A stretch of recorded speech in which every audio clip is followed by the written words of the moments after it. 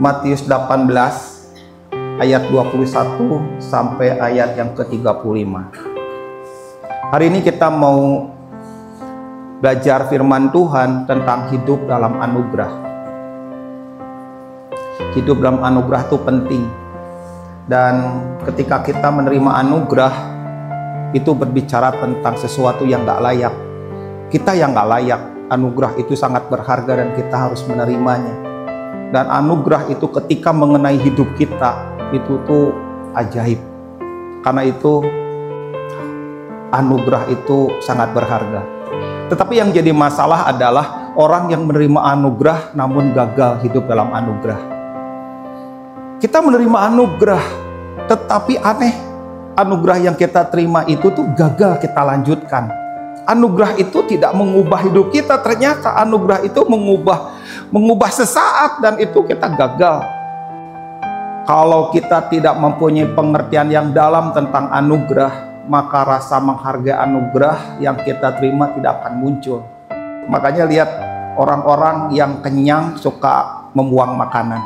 Orang yang kenyang suka meremehkan makanan. Orang yang kenyang suka makanan-makanan yang harusnya kita makan dengan baik, kita nggak bisa makan lagi karena terlalu kenyang. Tapi orang yang lapar, sesuatu yang pahit juga dirasakan manis. Amsal berkata seperti itu. Karena itu kita harus punya pengertian yang dalam tentang anugerah. Kalau rasa menghargai anugerah yang kita terima nggak muncul nih dalam hati, kita nggak punya nih rasa di dalam hati kita nih nggak muncul, maka kita akan mudah sekali meniadakan atau menghilangkan anugerah. Jadi dimulai dengan kita menerima anugerah, lalu kita bertumbuh dalam pengertian tentang anugerah, supaya anugerah itu membawa kita semakin menghargai apa yang Tuhan perbuat dalam hidup kita. Kalau itu nggak punya, maka kita nggak punya rasa untuk menghargai anugerah. Kalau kita nggak punya rasa untuk menghargai anugerah, maka mudah sekali kita meniadakan dan mengganti anugerah dengan yang lain.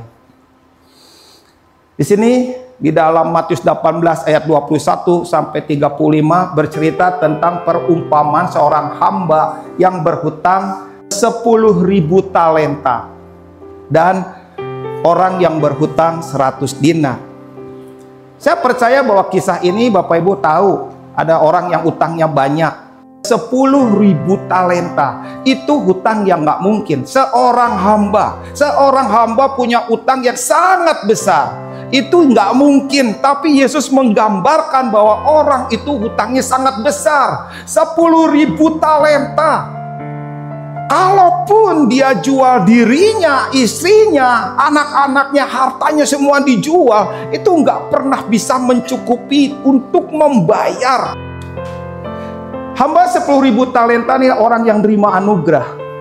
Begitu dia dihapuskan hutangnya, ketemu dengan orang yang berhutang 100 dinar, dia berkata dengan kejam, bayar hutang. Ditangkapnya, dicekiknya, dijebloskan dalam penjara. Apakah kita orang seperti itu? Ini yang Yesus gambarkan tentang orang-orang hutangnya dihapuskan, dosanya dihapuskan. Tapi orang yang bersalah pada kita, orang yang punya pelanggaran ke dalam hati kita, yang melukai kita, kita hitung dengan teliti. Orang-orang tuh ya suka lupa dengan firman Tuhan, tapi tentang dosa orang lain gak pernah lupa. Tentang kesalahan orang lain 10 tahun, 20 tahun itu selalu membekas dalam pikirannya. Aneh. Itu artinya apa? Dia pengingat hutang orang. Itu adalah bahaya. Orang yang menerima anugerah namun menghilangkan